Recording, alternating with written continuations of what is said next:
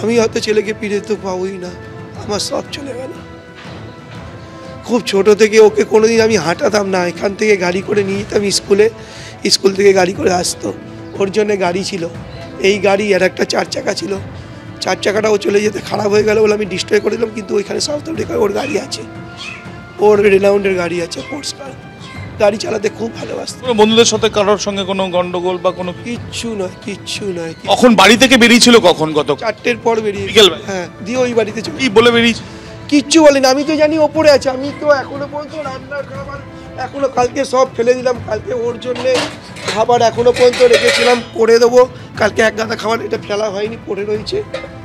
সব খাবার ওকে গরম গরম করে দিতাম। খেতে খুব ভালোবাসতো, ও খেতে খুব ভালোবাসতো খাবার, আমি নিজে হাতে রান্না। আপনি ওর ট্যাব আপনার কাছে রয়েছে বাড়িতে, এই ট্যাবে দেখছেন লক খোলা অবস্থায়, কেন তাহলে কি কিছু লেখা রয়েছে? ট্যাবের মধ্যে কিচ্ছু নেই, কিচ্ছু নেই। ও শুধু লকটাই খুলে রেখে দিয়ে গেছে, আর কিচ্ছু নেই। এই যে লকটাই, ওর পাসওয়ার্ডটা বলে দিয়ে গেছে ওর মাকে। মা কালীর ভক্ত ছিল, প্রতিদিন ঠনঠনে কালীবাড়ি যেত, ভূতনাথ যেত প্রতিদিন। ওর যাওয়ার ছিল শুধু বাইক নিয়ে, বাবাই ভূতনাথ যাবো। আমি শুধু বলতাম গাড়িতে তেল আছে তো, বলে হ্যাঁ ভূতনাথ হয়ে যাবে। ভূতনাথ ঘুরে আসতো ডেলি। ও কিন্তু সোমবারে ভূতনাথ যায়নি। ওর বয়স কত? এই তো 20 হলো।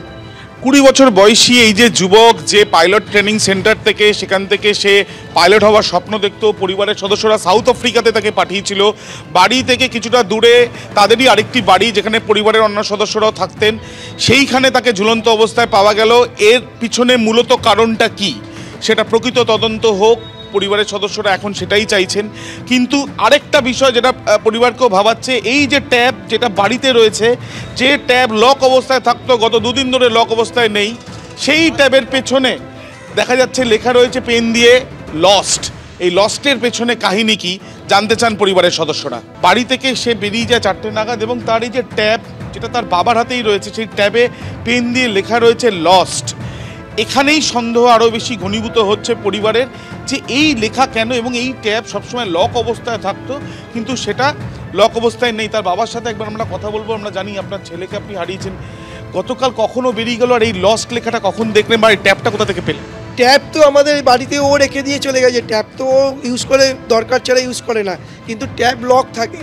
ও হয়তো এরকম করবে বলেই কি লকটা খুলে রেখে গেছে। কেননা এইটা থেকেই ওর বন্ধু মানে ওই ইয়ে দিয়ে লোকেশন দেখে তারপরে বললো আমাদের আর একটা বাড়ি আছে, আমার ভাই পাইলট ট্রেনিং সেন্টারে ও ট্রেনিং নিত সাউথ আফ্রিকা।